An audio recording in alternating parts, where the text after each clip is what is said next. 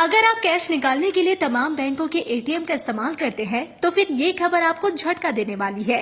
अगले महीने की शुरुआत के साथ ही अब एटीएम विड्रॉल महंगा होने वाला है और एटीएम से पैसे निकालने के लिए आपकी जेब हल्की होने वाली है।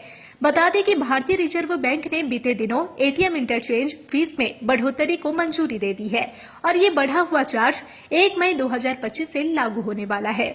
हर महीने की पहली तारीख को देश में कई नियमों में बदलाव होता है और अगले महीने की पहली तारीख यानी 1 मई से भी कई बदलाव लागू होने जा रहे हैं। इसमें एटीएम से पैसे निकालने पर लगने वाले चार्ज से जुड़ा नियम भी शामिल है। जी हाँ, होम बैंक नेटवर्क के बाहर अगर किसी एटीएम मशीन से कोई भी ट्रांजैक्शन किया जाता है या फिर बैलेंस चेक किया जाता है तो यूजर को अब पहले से ज्यादा चार्ज देना पड़ेगा।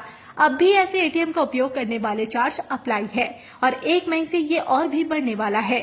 आरबीआई ने बीते दिनों भारतीय राष्ट्रीय भुगतान निगम यानी एनपीसीआई के प्रस्ताव के आधार पर फीस बढ़ाने की अनुमति दी थी। रिपोर्ट की माने तो अब तक अगर ग्राहक अपने होम बैंक के एटीएम की बजाय किसी दूसरे नेटवर्क के बैंक एटीएम से पैसे निकालते थे तो उन्हें हर ट्रांजैक्शन पर 17 रुपए चार्ज देना पड़ता था, लेकिन 1 मई से बढ़कर 19 रुपए अब हो जाएगा। इसके अलावा अगर किसी दूसरे बैंक के एटीएम से बैलेंस चेक करते थे तो इस पर 6 रुपए का शुल्क लगता था, जिसे अब बढ़ाकर 7 रुपए कर दिया जाएगा।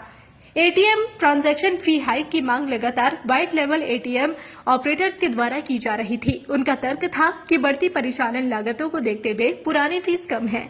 एनपीसीआई के प्रस्ताव को आरबीआई की मंजूरी के बाद अब छोटे बैंकों पर दबाव ज्यादा बढ़ने की आशंका है।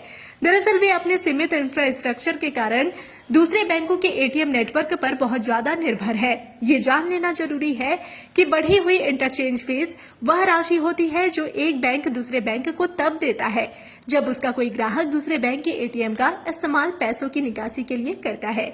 गौरतलब है कि व्हाइट लेवल एटीएम सरकारी और प्राइवेट बैंकों के एटीएम की तरह काम करते हैं। इसे बैंक की बजाय निजी या गैर बैंकिंग वित्तीय कंपनियां लगाती है। इनसे आप डेबिट और क्रेडिट के जरिए कैश विड्रॉल, बैलेंस चेक या उन सभी सुविधाओं का उपयोग कर सकते हैं जो अन्य एटीएम में मिलती है। यहाँ पर बता दें कि ये चार्ज तब लागू होते हैं जब बैंक यूजर अपने फ्री मंथली ट्रांजैक्शन लिमिट के बाद पैसे निकालते हैं। मेट्रो शहरों में होम बैंक के अलावा दूसरे बैंक के एटीएम से फ्री ट्रांजैक्शन की लिमिट 5 तय की जाती है, जबकि नॉन मेट्रो सिटीज में इस फ्री ट्रांजैक्शन की लिमिट 3 है।